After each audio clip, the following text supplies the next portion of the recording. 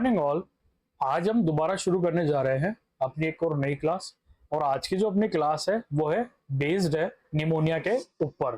तो चलो अपन शुरू करते हैं, निमोनिया क्या है। ठीक है, तो निमोनिया की अगर अपन बात करें ना, तो सबसे पहले आपको यहाँ पर एक चीज ध्यान रखनी है कि जो निमोनिया जो होता है ना, ये रेस्ट्रिक्टिव लंग्स डिसऑर्डर होता है। यह रेस्ट्रिक्टिव लंग डिसऑर्डर होता है, रेस्ट्रिक्टिव लंग डिसऑर्डर होता है।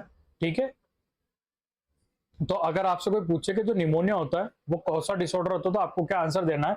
निमोनिया रेस्ट्रिक्टिव लंग्स डिसऑर्डर होता है। ठीक है, अब अपन बात करें डेफिनेशन ऑफ निमोनिया की, तो निमोनिया रेस्पिरेटरी सिस्टम की एक गंभीर बीमारी है जिसमें फेफड़ों के मुख्य क्रियात्मक हिस्से, जिसको क्या बोलते हैं अपन, एल्वोलाई में संक्रमण के कारण इन्फ्लामेशन हो जाता है। इस इन्फ्लामेशन या फिर सूजन के कारण एल्वोलाई में हवा की जगह पस या फ्लूइड भर जाता है, जिससे फेफड़ों को ऑक्सीजन और कार्बन डाइऑक्साइड के आदान प्रदान में कठिनाई होती है। इसे अपन क्या बोलते हैं? निमोनिया बोलते हैं। ठीक है, आपको ये डायग्राम दिख रहा होगा, तो एक ये वाली देखो, ये कैसी है अपने पास के अंदर, ये है नॉर्मल। ठीक है, और एक ये वाली एल्वोलाई देखो, ये क्या है? इन्फेक्टेड। ठीक है, तो ये क्या है? ये अपने पास के अंदर निमोनिया की है ना। बेसिकली जो अपनी एल्वोलाई जो होती है ना, वो कैसी होती है? वो खाली होती है, क्योंकि उसके अंदर एयर फिल होगी, और एयर फिल होने के कारण ही उसके अंदर क्या होता है? ऑक्सीजन और कार्बन डाइऑक्साइड का एक्सचेंज होता है। अब अगर उस एल्वोलाई के अंदर पस या फ्लूइड भर गया, तो ऑक्सीजन और कार्बन डाइऑक्साइड ट्रांसफर हो पाएगी क्या? नहीं हो पाएगी। और इसी कंडीशन को अपन क्या बोलते हैं? इसी कंडीशन को अपन बोलते हैं निमोनिया। ठीक है, टाइप्स ऑफ निमोनिया की अगर अपन बात करें ना, तो निमोनिया दो टाइप, निमोनिया बेसिकली 5 टाइप का होता है। पहला होता है कम्युनिटी एक्वायर्ड निमोनिया, दूसरा होता है हॉस्पिटल एक्वायर्ड निमोनिया, तीसरा होता है अपने पास के अंदर हेल्थ केयर एसोसिएटेड निमोनिया, चौथा होगा वेंटिलेटर एक्वायर्ड निमोनिया या फिर वेंटिलेटर एसोसिएटेड निमोनिया, और अपने पास में आता पांचवा एस्पायरेशन निमोनिया। ठीक है, चलो अपन वन बाय वन करके इनको पढ़ते हैं। सबसे पहला आता है कम्युनिटी एक्वायर्ड निमोनिया। यह संक्रमण सामान्य तौर पर सामाजिक वातावरण या घर पर होता है। ठीक है, मतलब कि क्या हुआ, आप क्राउडेड प्लेस, आप बहुत ज्यादा भीड़ वाले एरिया में गए और फिर आप वहां से घर आ गए, और थोड़े टाइम बाद आपको पता लगा कि मेरे को क्या हो चुका है? निमोनिया हो चुका है। तो वो आप कहां से लेके आए हो? वो आप कम्युनिटी से लेके आए हो। तो उस टाइप के निमोनिया को अपन क्या बोलेंगे? कम्युनिटी एक्वायर्ड निमोनिया बोलेंगे। ठीक है, फिर इसके बाद में आता है हेल्थ, और इसके बाद में आता है hospital acquired pneumonia. Hospital acquired pneumonia क्या होता है? यह हॉस्पिटल में एडमिट होने के 48 घंटे या उससे अधिक समय के बाद मरीज को होता है।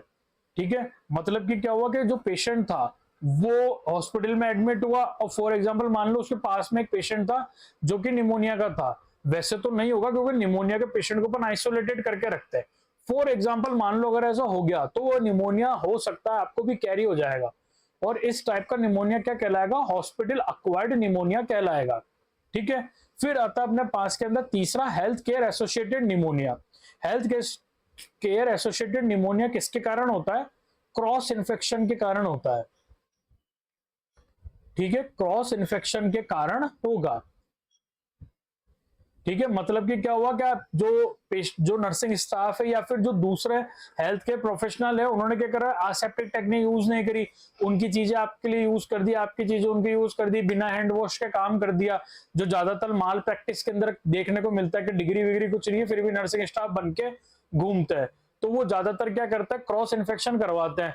और क्रॉस इन्फेक्शन के कारण होने वाला निमोनिया किस कैटेगरी में आता है? हेल्थ केयर एसोसिएटेड निमोनिया की कैटेगरी में आता है। ठीक है, फिर आता है अपने पास के अंदर वेंटिलेटर एक्वायर्ड निमोनिया या फिर वेंटिलेटर एसोसिएटेड निमोनिया। ठीक है, आप इसको वेंटिलेटर एसोसिएटेड निमोनिया भी लिख सकते हो।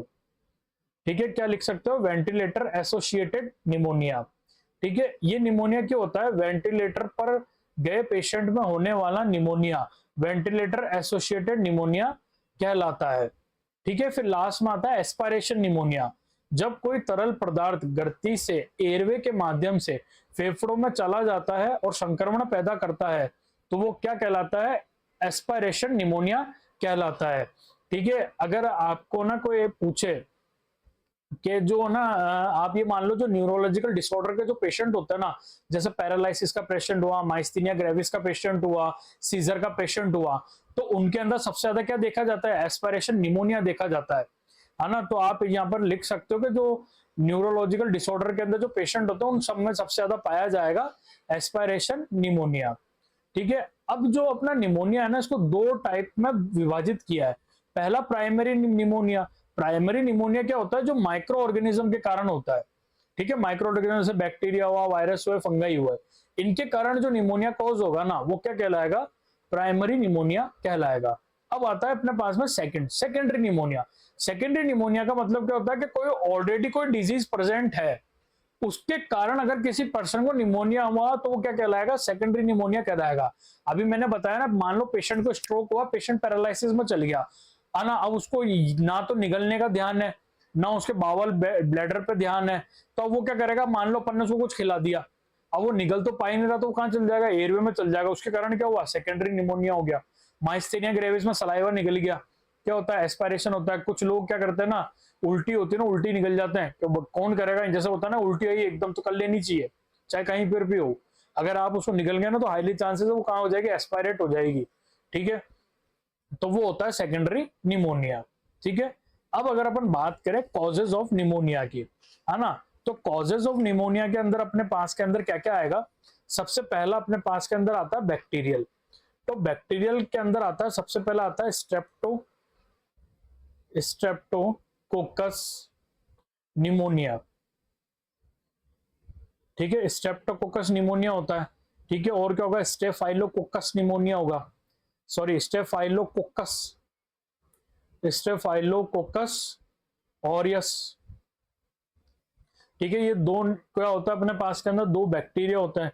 वायरस की बात करें तो पहला वायरस होता है इन्फ्लुएंजा। ठीक है, और दूसरा वायरस अपने पास के अंदर जाएगा कोविड-19।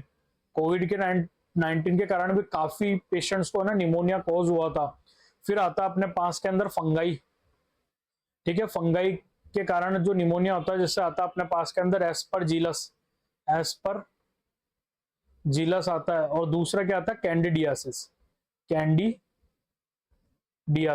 इनके कारण क्या होता है? फंगाई होती है, जिनके कारण क्या कॉज होता है? निमोनिया कॉज होता है। तो ये थे अपने पास के अंदर पॉजिटिव एजेंट। अब अपन बात करते हैं साइन एंड सिम्टम की। ठीक है, साइन एंड सिम्टम या क्लिनिकल फीचर में क्या देखने को मिलता है? प्रोडक्टिव कफ, खांसी के साथ गाढ़ा हरे, पीले या कभी कभी खून वाला बलगम बाहर आएगा पेशेंट के। हाई ग्रेड फीवर, इसके साथ अत्यधिक ठंड लगना और शिवरिंग होना और पसीना आना आएगा, मतलब पेशेंट को ठंड लग के बुखार आएगी और फिर पसीने के साथ में दूर हो जाएगी। डिसिप्निया, सांस लेने में तकलीफ होगी और सांस का तेज तेज चलना, ऊपर नीचे करके सांस लेगा वो।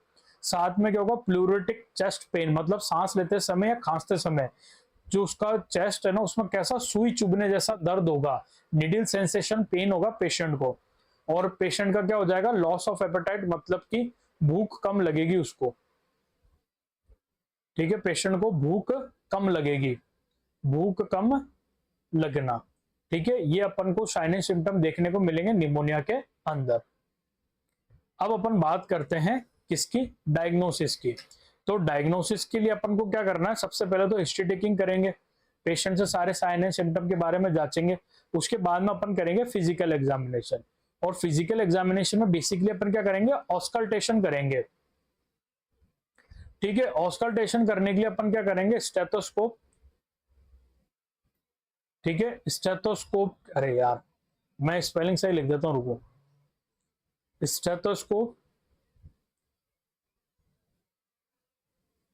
ठीक है, स्टेथोस्कोप की मदद से अपन क्या करेंगे? लंग्स की आवाज सुनेंगे। ठीक है, लंग्स की क्या सुनेंगे? और लंग्स की आवाज सुनेंगे, जिसके अंदर कैसी आवाज आएगी? क्रैकल साउंड आएगा। ठीक है, क्रैकल साउंड आएगा। ठीक है, मैं क्रैकल्स को अच्छे से लिख देता हूं ताकि आपको दिक्कत ना हो। कैसा साउंड आएगा? क्रैकल्स। ठीक है, पेशेंट के अंदर क्रैकल साउंड आएगा जब वो निमोनिया से पीड़ित होगा। और आपको ध्यान रखना, अस्थमा में कैसा साउंड आएगा? अस्थमा में व्हीजिंग साउंड आएगा पेशेंट के। ठीक है, चेस्ट एक्सरे करेंगे और स्पूटम कल्चर करेंगे जिसके अंदर अपन को बैक्टीरिया वायरस का पता लगेगा। ठीक है, साथ में पल्स ऑक्सीमीटर चेक करेंगे जिसके अंदर SpO2 अपन चेक करते हैं। ठीक है, SpO2 चेक करेंगे जिसके अंदर SpO2 का लेवल क्या मिलेगा, पेशेंट का कम मिलेगा। ठीक है, तो ये थे अपने पास के अंदर डायग्नोसिस ऑफ निमोनिया। अब अपन को बात करनी है मैनेजमेंट की। ठीक है, तो मैनेजमेंट के लिए सबसे पहले अपन क्या करेंगे, फार्मेकोलॉजिकल मैनेजमेंट करेंगे जिसमें एंटीबायोटिक्स देंगे। और एंटीबायोटिक्स के अंदर अपन सबसे पहले क्या देंगे, एजिथ्रोमाइसिन देंगे। एजिथ्रोमाइसिन देंगे। एजिथ्रोमाइसिन के बाद में अपन क्या देंगे, अमोक्सिसिलिन देंगे। ठीक है, अमोक्सिसिलिन देंगे। और क्या अपन क्या दे सकते हैं, सेफ्ट्रियाजोन अपन पेशेंट को दे सकते हैं। ठीक है, एंटीपायरेटिक के अंदर अपन क्या देंगे, पैरासीटामोल देंगे। ठीक है, एंटीपायरेटिक में क्या देंगे पेशेंट को, पैरासीटामोल देंगे जो कि होती है PCM। ठीक है, और म्यूकोलाइटिक में इंजेक्शन आता है अपने पास के अंदर म्यूसिनेक के नाम से। ठीक है, जिसका क्या करवाते हैं अपन, नेबुलाइजर करवाते हैं। ठीक है, 10 मतलब ये मान लो 10 ml की सीरीज में इसको बनाते हैं। 1 ml तो म्यूसिनेक इंजेक्शन होता है और 9 ml NS होती है। उसके बाद में अपन नेबुलाइजर करवाते हैं और ये क्या करता है, म्यूकोलाइटिक मतलब कि जो म्यूकस होता है ना, ये उसको ढीला करने का काम आता है। फिर आपने नाम सुना होगा चेस्ट फिजियोथेरेपी का। फिर अपन चेस्ट फिजियोथेरेपी देते हैं पेशेंट को और कफ बाहर निकलने लग जाता है। ठीक है, साथ में अपन को क्या होता है, पेशेंट को ना O2 थेरेपी देनी पड़ती है क्योंकि पेशेंट का SpO2 लो है। साथ में IV फ्लूइड देते हैं क्योंकि पेशेंट जो है वो ढंग से खा पी नहीं पाएगा। अब आता है अपने पास के अंदर हेल्थ एजुकेशन। पेशेंट को आप क्या हेल्थ एजुकेशन देंगे, सबसे पहले मरीज को खांसते या सीखते समय हमेशा मुंह और नाक को रुमाल या टिश्यू से ढकने की सलाह देंगे ताकि क्रॉस इन्फेक्शन से बचा जा सके। ठीक है, ठीक होने के बाद में इम्यूनिटी बढ़ाने के लिए अच्छे पोषण की सलाह देंगे। ठीक है, और बच्चों को और बुजुर्गों को कौन सी वैक्सीन लगाने के लिए बोलेंगे, न्यूमोकोकल वैक्सीन लगाने के लिए बोलेंगे ताकि उनकी इम्यूनिटी स्ट्रांग रहे। ठीक है, तो ये था अपने पास के अंदर अपना टॉपिक जिसका नाम था निमोनिया। अपन ने इसके अंदर सबसे पहले बात करी थी डेफिनेशन की। ठीक है, फिर अपन ने देखे थे इसके कॉजेस के अंदर अपन ने बैक्टीरियल कॉजेस की बात करी थी, स्ट्रेप्टोकोकस निमोनिया, स्टेफाइलोकोकस ऑरियस। फिर वायरल कॉजेस की बात करी थी जिसके अंदर कोविड-19 वायरस था, इन्फ्लुएंजा वायरस था। फिर अपन ने फंगाई के बारे में बात करी थी जिसके अंदर आया था कैंडिडियासिस। ठीक है, फिर अपन ने देखे थे इसके साइन एंड सिम्टम। ठीक है, साइन एंड सिम्टम देखे थे। साइन एंड सिम्टम अपन ने क्या देखा था, पेशेंट को सांस लेने में दिक्कत होगी, हरे पीले कलर का उसको क्या आएगा, कफ आएगा, उसको बहुत ज्यादा खांसी आएगी। फिर अपन ने डायग्नोसिस किया था पेशेंट का। ठीक है, और डायग्नोसिस के अंदर अपन ने बेसिकली कौन सा साउंड देखा था, क्रैकल साउंड अपन ने पेशेंट का देखा था। फिर उसके बाद में अपन ने मैनेजमेंट किया था और लास्ट में अपन ने पेशेंट को क्या दी थी, हेल्थ एजुकेशन दी थी। ठीक है, आई होप आपको मेरी क्लास अच्छी लगी होगी।